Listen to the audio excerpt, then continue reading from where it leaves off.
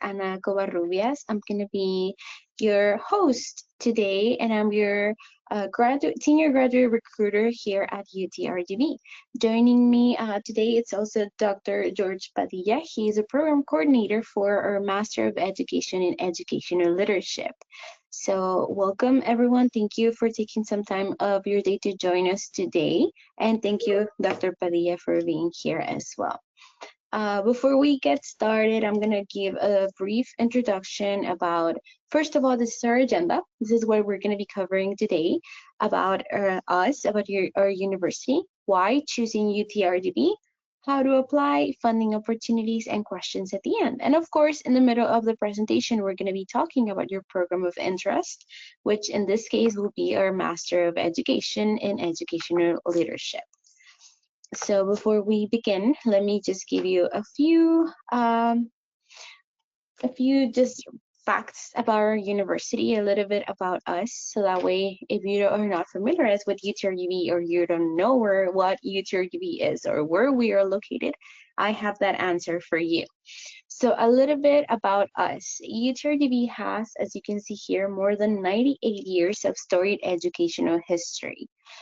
This is dating back to our two legacy institutions, the University of Texas Pan American, which was founded in 1927, and UT Brownsville, which was founded in 1991. So in 2015, we combined both institutions and we became the University of Texas Rio Grande Valley.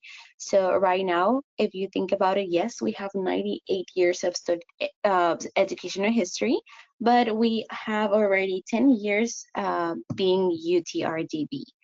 So if you're looking for an institution, this is a good option for you because we're an accredited institution. We're part of the Texas system, and we have a growing student body right now, and you can pursue your graduate degree here with peace of mind, like I mentioned, because we are an accredited institution. And you're going to see here, we have combining everything, our undergrad, our grad students, and our medical students. We have almost around 32,000 students altogether as part of our student body. So we also want to talk about our rankings and our recognitions. We do take great pride in our rankings. This year, it's been our third year that Washington Monthly ranked us as the #1 university in Texas. This specifically for lowest net price. And of course, we are #1 in Texas for lowest net price, like I mentioned, and one of the top 10 best online colleges in Texas. So if you're looking for an option that is completely online, that is completely affordable, we're a good fit for you because we are named #1 in those two specific things. What to expect with this program? You probably heard a lot about the accelerated online or accelerated specifically. For this program specifically, it's an accelerated online format. So this means that instead of having your regular semesters, your fall, your spring, you're going to have modules. And every module is 7 weeks. So that's why it's called accelerated. This program is designed for our students to finish in around 10 to 12 months, depending on how many modules you take per modules, how many classes you take per module. So let's say that you want to be a full-time student. You can take up to 6 credit hours, 2 courses every 7 weeks. If you want to just take one every 7 weeks, you're going to be considered a part-time student, but you can also just go for one. The only thing is that you're not going to finish in a year. It will probably take you a little bit more, depending on how many you take per module. This is asynchronous, fully online courses. So this means that there's no scheduled lectures or assigned meeting times for you to connect with your professors. Everything will be through Brightspace right now. You're just going to log in every week. You're going to make your assignments and then submit everything every week for 7 weeks until you finish your course. You can complete, like I mentioned, your master program in as little as 10 to 12 months if you decide to go full time. So this is just a little bit of what to expect when you're looking into your program of interest. So now let me pass the mic for Dr. Padilla. He's going to be talking about our Master of Education in Educational Leadership. The Master of Education in Educational Leadership is you go through the program, you'll get a master's degree at the end and focused on educational leadership. Also, you'll be able to qualify to take the state certification exams, which if you do well and you pass them, you'll become a certified principal in the state of Texas, which means that you can apply and serve as a principal in our schools out there. So if you're looking at, again, moving toward an administrative side to be able to make higher decisions in your school, not just the classroom, but at the building level, then this is a very good program for you because it'll prepare you to make those kinds of decisions and to be able to lead a school, the teachers and the students and all staff members toward greater success. And that's the key, is to helping the students do well and everybody be successful, not just the students, but everyone. And so our program kind of prepares you to do that, to become a good school leader as a principal out there in schools. The admission criteria requires a pretty straightforward. You have to have at least a 3.0. If you don't quite have it, you can make an appeal, and we can certainly look at your circumstances. But you know, to qualify straight out, have a 3.0. Of course, you got to submit your transcripts and a resume. You'll have a personal statement that you'll make about who you are and stuff like that, and you'll do a video about how you as a teacher are able to help students do well in the classroom. And of course, there'll be a criminal background check as there are anybody that works with school districts. You have to have at least 2 years of teaching experience. Now, some of y'all may be in your second year, but if it's in December, it usually counts for 2 years. So check with your human resource department, and they'll tell you whether you're technically 2 years or not. If you're not quite there, but you might be. And of course, we'll need a copy of your teaching certificate and a copy of your teacher service record, which you get again also bring your district human resource department. Okay, perfect. Thank you. And this is going to be the course overview. And again, these courses are 7-week modules, and so you try to take 2 per module. And in each course, it's programmed. The courses are programmed to help you learn, not just what you need to learn out there in practice, but also what you need to learn to be successful in your state exam.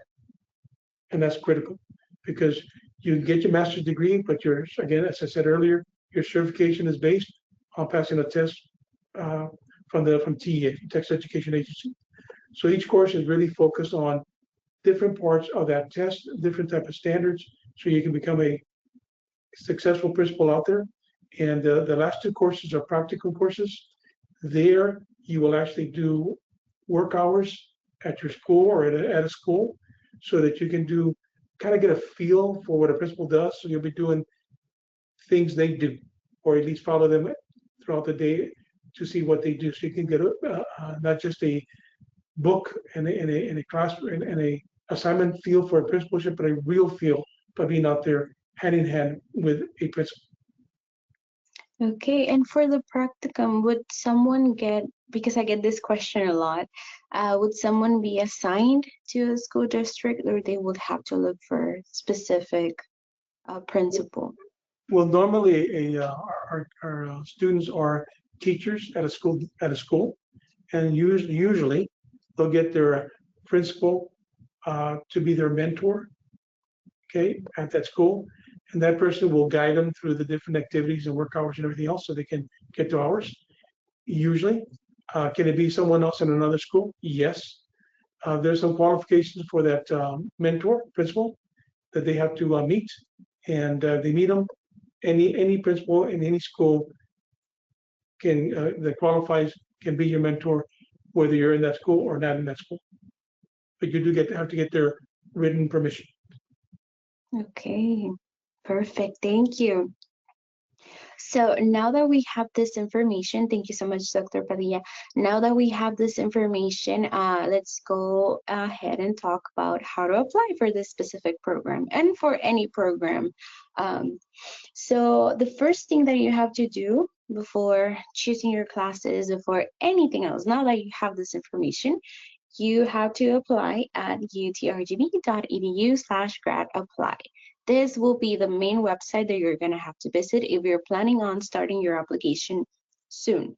So it will be at this website, no other websites, just this one, and it's going to be completely online. There's no application fees to apply for this specific program, so you don't have to worry about that. We do not require GRE. We do not require any of that, just the requirements that we mentioned right here. No additional documents. So submit all your required documents. Like I mentioned, the application is 100% online, so you don't have to bring anything in person. If you're an alumni from UTRGV, UTPA, or UT Brownsville, you don't have to submit your transcripts. We're going to receive them once you submit your application. So here's, like I mentioned, the list of the common application materials. Just make sure to have your transcripts, and then the rest of your requirements are listed right here. So take a screenshot of this, make sure that you know the admission requirements before starting your application, so that way it's an easier process. So the next available deadlines to apply, you're going to find them here. We have Spring 2026, Module 1. If you want to start during Module 1 or Module 2, you can start creating your application. Applications are open for those modules. And we also have Summer in Module 2, and that will be for your deadline will be April 22nd. That one, I don't think it's already open, but the Springs should be open, so you can start your application as soon as possible. You have the dates here. Make sure that you save everything and submit your application before the deadline, so that way we have time to review your application and send you an answer as soon as we can. So when you're ready to start your application, when you're ready to create your account, you're going to go directly to this website. This is what you're going to see on your screen. You're going to go to the part that says apply now as a first-time user. If you don't have an account with us, specifically for this website, make sure that you create your account and select first-time user. Whenever you're creating your account, make sure that you use a personal email, not a school email, not a work email, because sometimes you might lose access to it. And we need to send you all the different notifications or any updates on your application to that email. So make sure that you have good access to the email that you're going to be using when you create your account. If you want to start your application and then submit your documents later, you can always log in as a returning user using the same email and same password that you used to create this account. So this is where you're going to see whenever you're ready to sign in. Let's say that you already create your account. You want to log back in to submit some of the documents you're missing. You're going to click on sign in and put your email, your password, and just go from there. If you're a new user, you're going to select sign up. You're going to include your name, your last name, and your email. Once you create that, once you submit that information, you're going to receive an email to create your password, and then just go from there. That's to create your account. So now that we have this information, let's talk about the cost of attendance. This is going to be the cost for your complete master. Your total program cost will be right there, no additional fees. This program is completely online, so you don't have to pay any additional fees. And you're gonna also find your cost per course, which is gonna be the 3-credit course. You're gonna find it there. If you wanna take 2 classes, it's gonna be that amount times 2. So take a screenshot of this as well, because it's important information, so that way you know what to expect when you are ready to start your program and ready to pay for your classes. Now, we also have graduate funding for our students, for qualified students. Yes, we do have financial aid. We do accept financial aid. The main difference between financial aid when you're doing your undergrad and when you're doing a graduate program is that for graduate programs, it's mainly student loan based. So you're going to receive loan offers. So if you are interested in applying for financial aid, you would need clear admittance into the program. This is a very important note.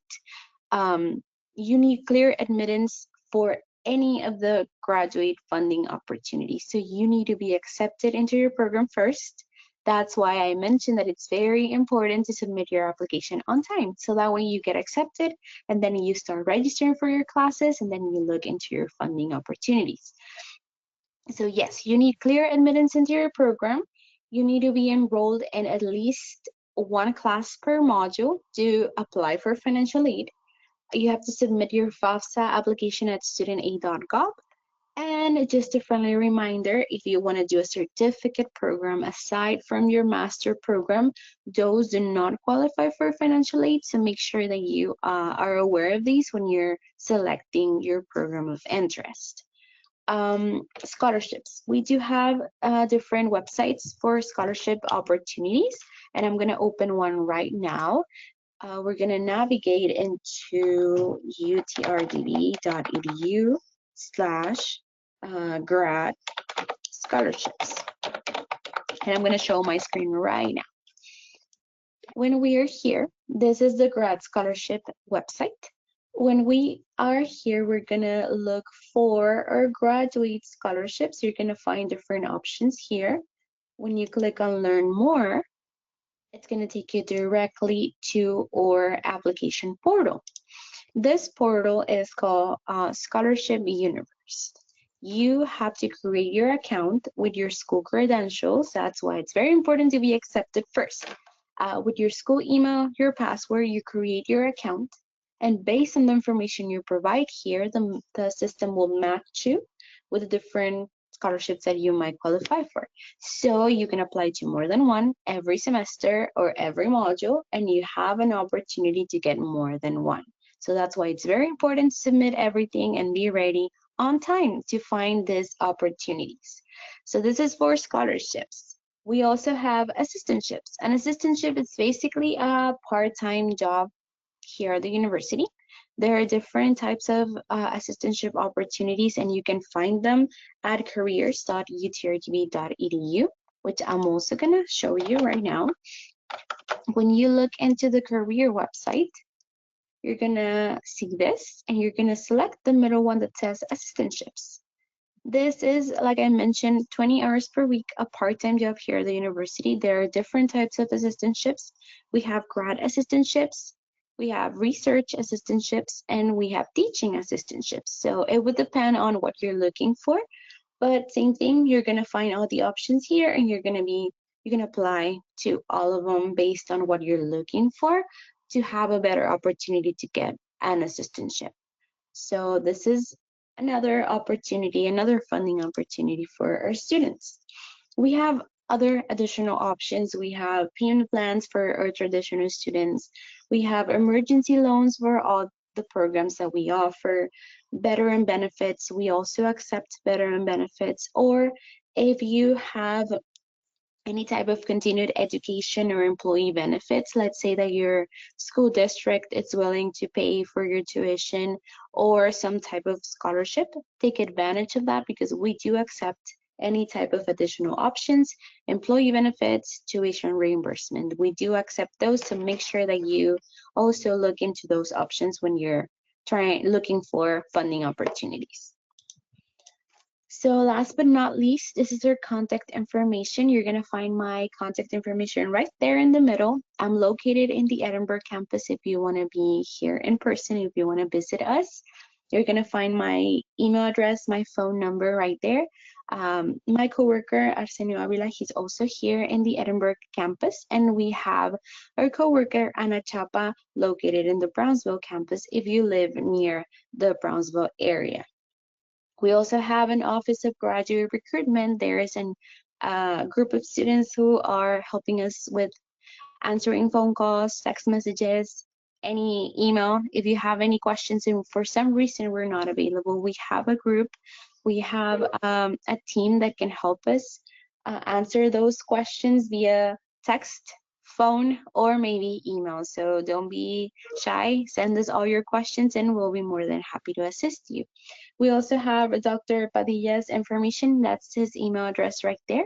Just in case you have questions, specific questions about the program, about the classes, anything like that, he can help you answer those questions. If you want to know about the application process, I'll be more than happy to assist you. Okay. So before we start with the questions, anything else that you would like to add, Dr. Padilla? Um,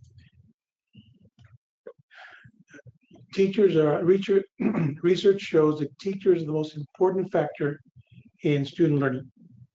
And so we want great teachers out there.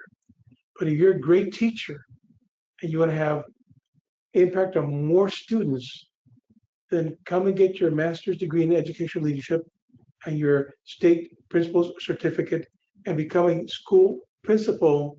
And that way you can help a school full of students, faculty, and staff do even better. Come join us and get ready for that.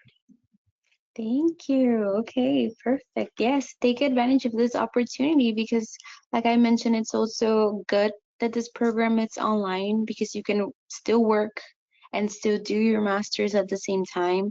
And it's easier sometimes instead of being in person and then having to come to class after work. So it's a little bit good. It's a little bit easier. At least for me, it was better, right? It's a better opportunity. It's a better option. And it's also important that we are here nearby. If you're from the Valley, we are here. So even though you don't have to, but if you need to or want to, we're here for you nearby. Great.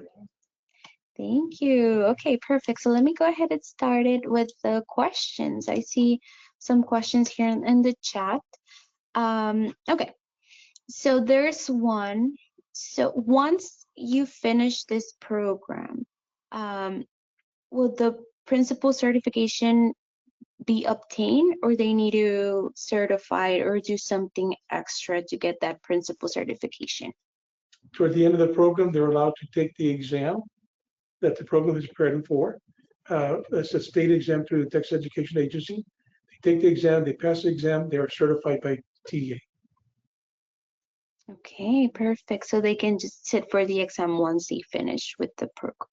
Even before you finish. Okay, good. So they graduate with the certificate if possible. They can, yes. Okay, perfect. Where can I work with this master program? Just The as a master principal? program allows you to work anywhere a master's is required. Usually, for example, master degrees are usually required for central office positions, a good example. But the most important thing is getting your principal certification so you can also work as a principal. The master's education by itself will not qualify you to be a principal. You have to get the certificate. It'll qualify you for other positions like in central office. But to be a principal, you also need that principal certification. Okay, good. Perfect. That's good to know because I get that question a lot.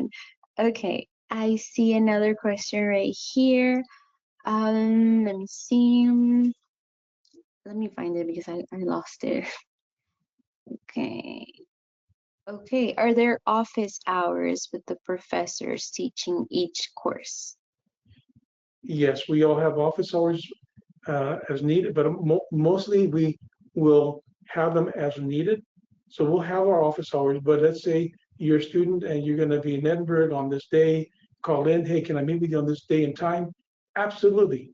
Also, by the way, if let's say you teach in the Rio Grande Valley and you say, hey, I would like to meet with you, talk to you about something or another, whether it's assignment, whatever else, if possible, and it does happen often, we'll go to your school to meet with you there in your conference period or after school, whatever, to make it even easier for you if we can.